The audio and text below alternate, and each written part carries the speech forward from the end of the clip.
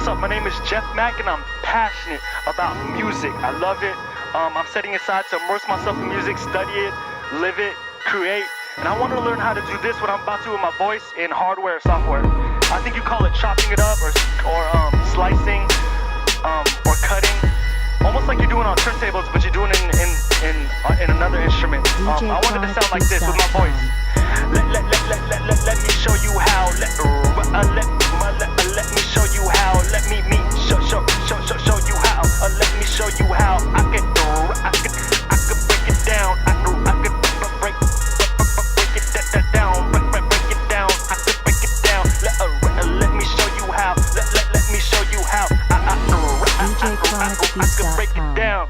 Got too much to tell. I could tell stories. Got too much to tell. I could tell stories. I could tell stories.